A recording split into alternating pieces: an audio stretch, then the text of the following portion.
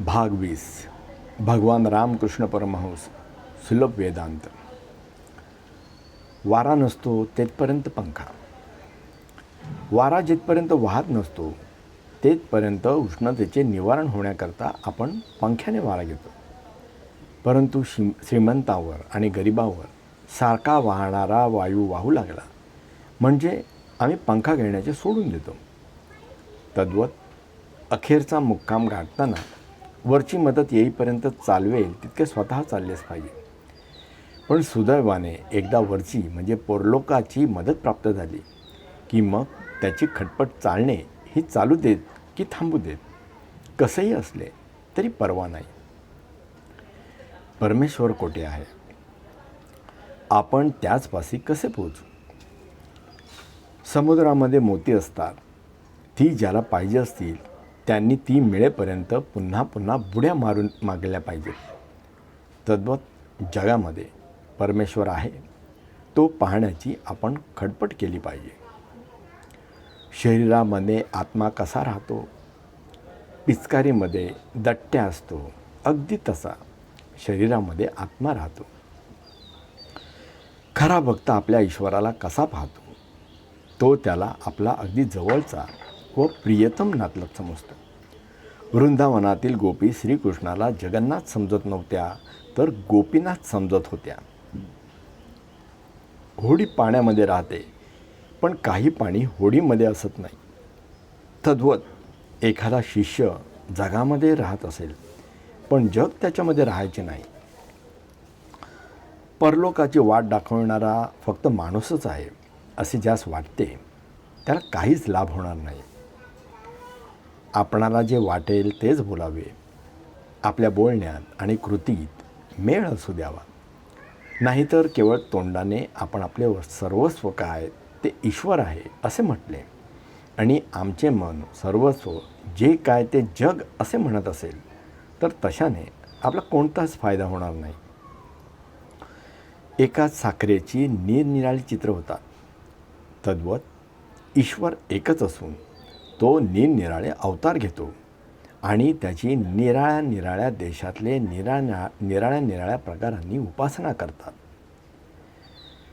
जाळे टाकून मासे धरले म्हणजे त्यातील कित्येक मासे काहीच धडपड करीत नाहीत, जाळ्यामध्ये उगेच पडून राहतात. कित्येक पुन्हा जाळ्यातून बाहेर पडण्याविषयी मनस्वी तडफडतात आणि अगदीच थोडे ते जाळे फाडून आपण बाहेर पडल्याबद्दल सुखी असतात. त्याप्रमाणे मनुष्यातही 3 प्रकार आहेत ते असे. पहिला म्हणजे शांत बुद्ध, दुसरा धडपड करणारे म्हणजे मुमुक्षु आणि तिसरे सुटका झालेले म्हणजे मुक्त. परमेश्वर एकच पण त्याची नाती अनेक. जगातील सर्व निरनिराळ्या धर्मपद्धतीमध्ये जर एकच ईश्वर सत्ता करतो तर भिन्न भिन्न धर्माच्या निरनिराळ्या समजुतींनी पाहू लागले म्हणजे ईश्वर निरनिराळा का दिसतो. परमेश्वर एकच आहे परंतु त्याची नाती अनेक आहेत.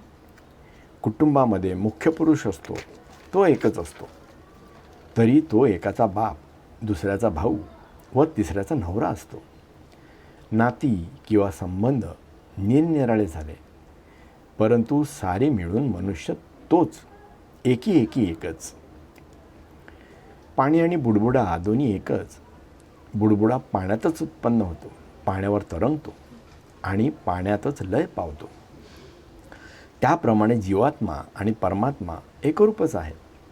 त्यांच्या गुणात मात्र भेद. एक लहान असून मर्यादित आहे आणि दुसरा अनंत स्वरूपी आहे. एक परतंत्र आहे व दुसरा स्वतंत्र आहे. एखादी दांडगी आगबोट जेव्हा समुद्रातून झपाट्याने चालू लागते तेव्हा तिच्यावर असलेले लोक व तिच्या मागे बांधलेल्या होड्याही ती आपल्याबरोबर नेते.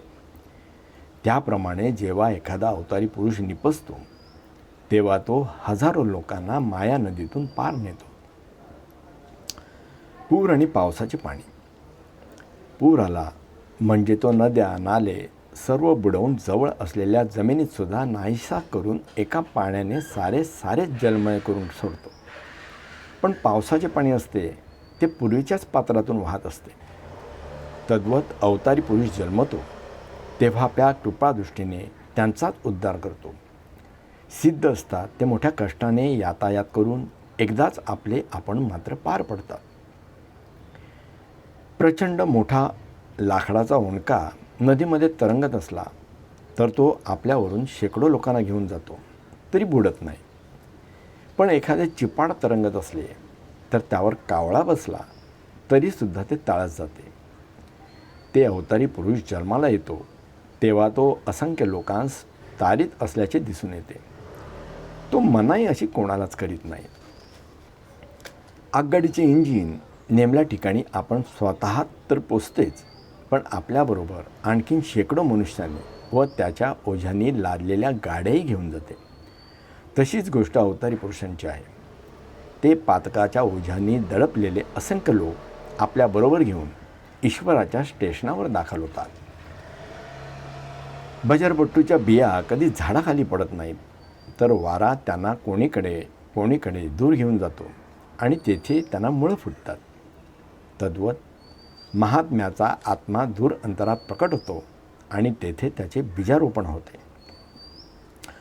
दिव्याचा प्रकाश सभोवतालच्या पदार्थावर पडून त्यांना सुप्रकाशित करतो, तरी दिव्याच्या खाली नेहमी अंधार असतो. तसे महात्म्याच्या निकट सान्निध्याला असतात त्यांस त्यांचे महत्त्व कळत नाही. पण जे लोक फार दूर असतात ते त्याच्या अद्भुत शक्तीला आणि त्याच्या तेजाला भुलून पडतात